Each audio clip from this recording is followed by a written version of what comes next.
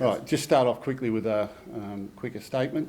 Obviously, this is not the way we wanted to start this special week for the club. Our first time in the finals since 2016, and our club performing so well this year. But we have to address the Josh Addo-Carr thing today. I believe our players have open media at 11:45, so I thought it was best that I come and address the media on the Josh Addo-Carr matter, so that our players don't have to answer questions on that issue. I'll be open to questions straight away.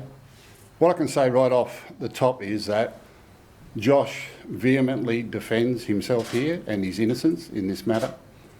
That as far as he's concerned, he's done nothing wrong, that he's taken no drugs, and he can't understand why he tested positive once at the scene of this roadside test on Friday night.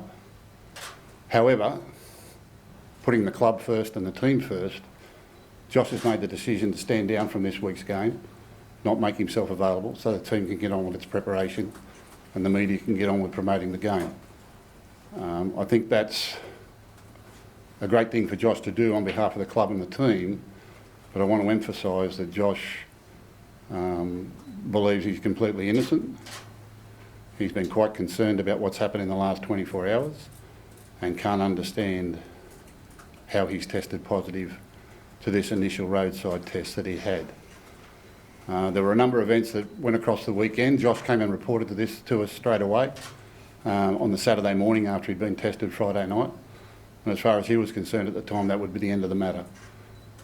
I'm convinced that when Josh left the scene of the roadside test on Friday night, that he was convinced that would be the end of it. And that's probably the way he represented it to us. It's probably been said that Josh in some way has lied to us or misled us. I guess there are degrees of truth, and Josh in his own way felt that this matter wouldn't be raised again, and that when he left the scene on Friday night that would be the end of the matter, and that was the way he left the police at that occasion. So I don't think he's deliberately misled me or lied to me. Probably didn't give me the whole version of what had happened there on the night, which I now have at my disposal, and the club will support Josh through this difficult time. Under the RLPA and CBA rules, we have no reason to stand Josh down from the game this weekend until the results of that last test is known. There is obviously a backlog in these tests. This can take anything up to 8 or 10 weeks, which will be well after the end of the season. So we're not going to know, and I guess that'll be the truth of the matter, is what comes back with that test, which is the second test that was taken at the scene on the Friday night. There's a whole lot of conjecture and speculation around how this testing process takes. I believe that testing process has changed a little bit so far as the police are concerned in recent times, which was a little bit confusing to us, but it's been explained to us now and we know how it works. So at this point in time, we're looking after Josh and his family. We accept Josh's belief in his innocence and we'll support him through that process. Josh has also engaged lawyers in his own personal defence, but that's a matter for him to report on later. But so far as the short term is concerned, he won't be considered for selection this week because he stood himself down in the best interest of the club so the boys can get on with their preparation. Did the police officer tell Josh that he tested positive? Yeah, so he had the initial roadside test, which I think is I don't know how they do that one, but which showed an indication for cocaine. Josh wanted to see it. He didn't think that it was a very, very clear sort of reading. That was his interpretation of it. So he said, you're under arrest for the purpose of a secondary test. Now normally, and this is where it got confusing for us, normally that would be going back to a police station or to a mobile unit somewhere around where you'd go back and do a secondary test, and then they'd test to see if that's a positive to be sent off for analysis. It's changed a little bit now. They're able to do that test on the scene in the back of the police car. So in the short term, he was under arrest for the purpose of a secondary test.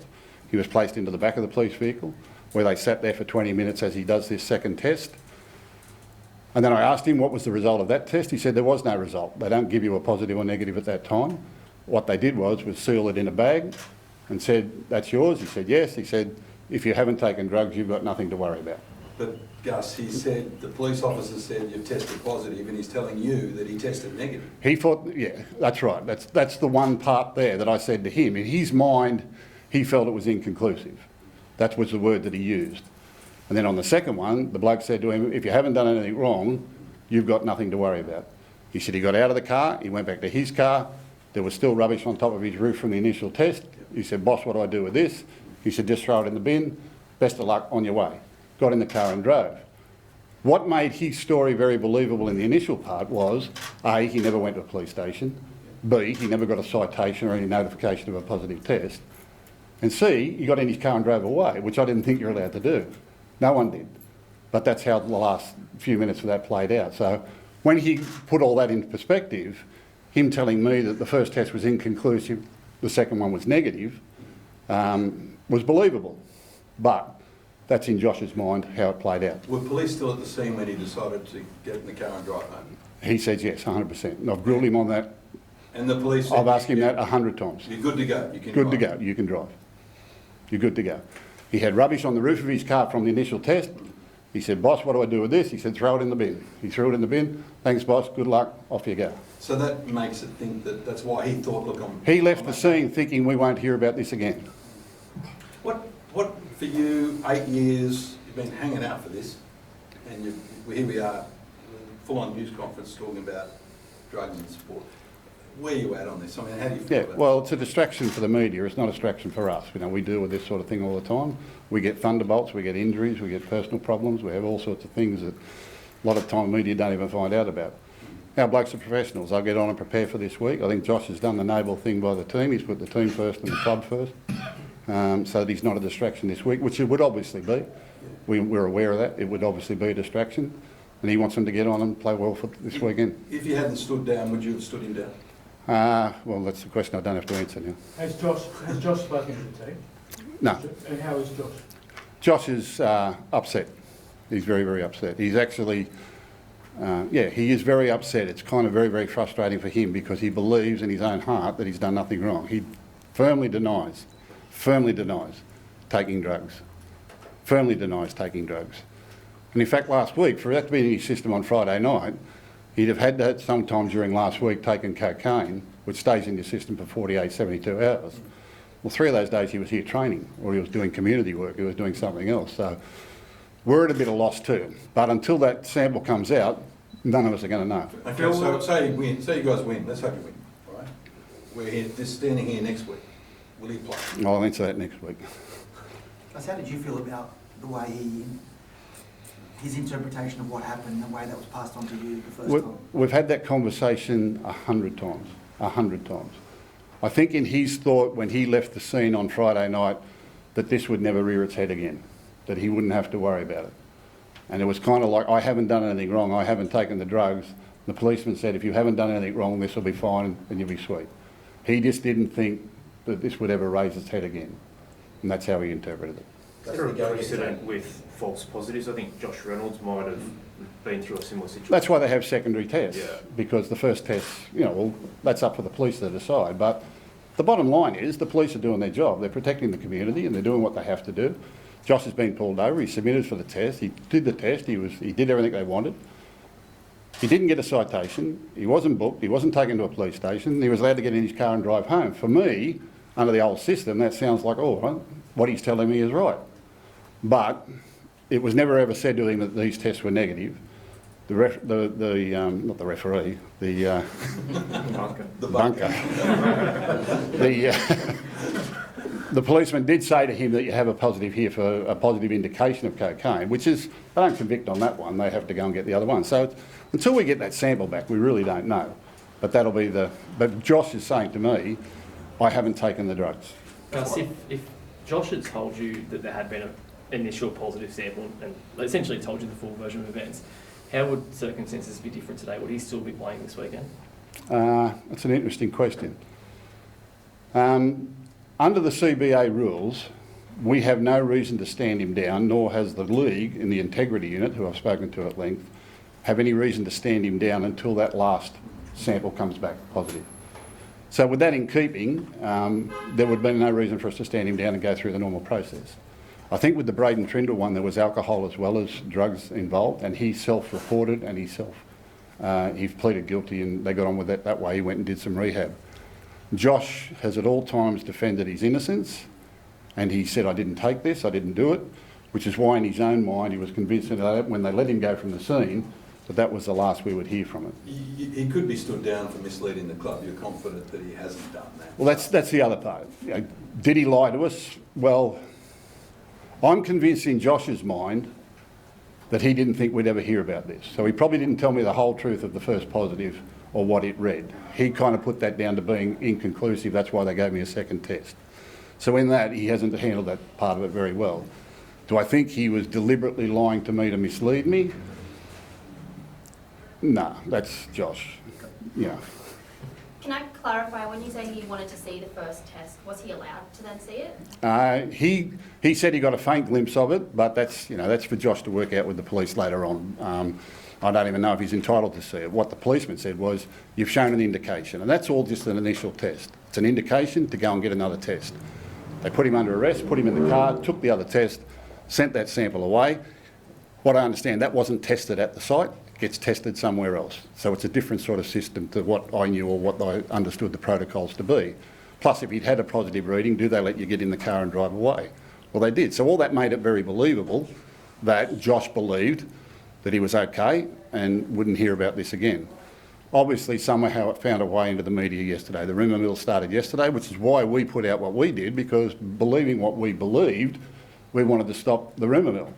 It wasn't until later in the afternoon when the police put out their statement that it made the thing more serious. So we'll never get to the bottom of this until we get the results of that second test? Yeah, and you might be waiting months.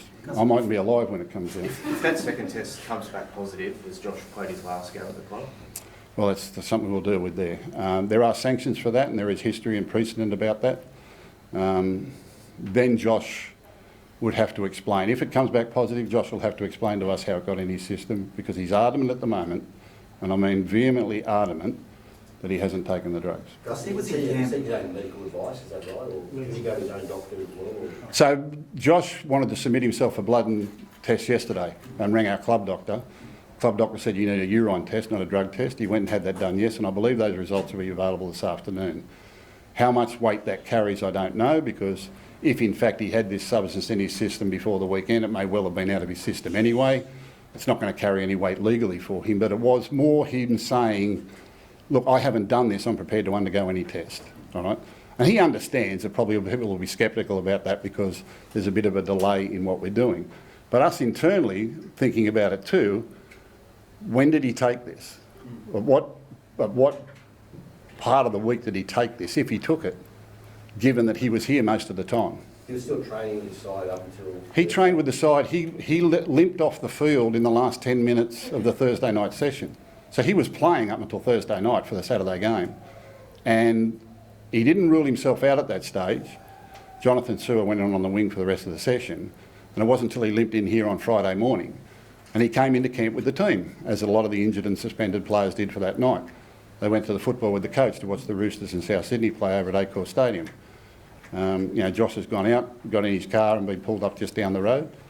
And that's where all this has started. But I'm convinced, and I've spoken to him 100 times since Saturday, that Josh in his own mind thought that was the end of it. That when he left the scene, that was it. If he was in camp with the team, why did he leave, and did the club let anyone know that he left that night? No, I think he said he went down the road to get a phone charger at one of the Easy Marts or something like that. So it sounded pretty innocent to me. You got a footy game to play and win. That's why we're doing this today. Yeah, you think that you can avoid the distraction that is brought and the players can perform? Well, our players are professionals, so are the coaches. They'll just get on with it. I'll address the players shortly, and their week starts today, so they've had a couple of days week off. They've done a great job to get to the semi-finals this year. We want to put up a good showing for our first time in the finals. We've got a big crowd coming, fans and supporters. They'll be a lot disappointed that Josh is not playing. He's a very, very popular player in our club and with our fan base. But, in talking to Josh this morning, he realised it was probably the right thing to do right at the moment on behalf of the team and the club, and I thank him for that. And I hope he's proven innocent. I hope everything he's telling me is 100% right. Who takes his spot on the wing? Josh on the wing? I don't know, that's the coach who does that. I don't pick the teams, unlike what some people say. Just to confirm, was the first time that you'd actually heard about the incident, was that from Josh himself? Saturday morning, so he came downstairs, so It was late Friday night when this happened. He came downstairs the next morning and spoke to our welfare officer, Luke Goodwin, and our manager, Steve Levetsky. They rang me straight away. It was kind of like, it was pretty dismissive. I said, well, what's the price? Have you been booked? He said, no. I said, you go to the police station? He said, no. I said, have you been charged? He said, no. I said, was it positive? He said, no. And I said, well, did you drive the car away? He said, yeah. I said, well, what are you worrying about? Nothing, I just wanted to let you know. That's how it was. And that's why by Monday I'd forgotten about it, until Josh rang me and said he was starting to get some calls about rumours yesterday, and it sort of escalated yesterday afternoon. Probably more after my tweet than anything, but...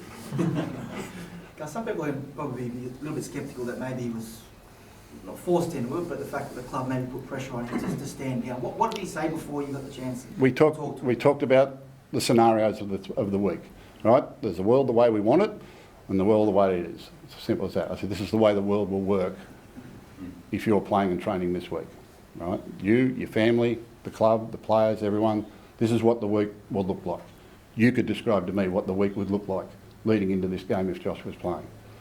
So, Josh has done the noble thing and stood down this week, but at all times, confirming that he's completely innocent of any drug taking on this occasion. And I hope that proves to be right. Was Cam involved in those discussions? I had meetings with Cam, Seraldo, Aaron Warburton, Adam Drucy, Steve Lewetsky today. We've been talking pretty much on the phone all night and all today. We had the club presentation last night. Obviously knew there'd be media there, and I thought, Josh, we didn't expose him to that. We asked him to stay away, which he was disappointed in, and the other players were too.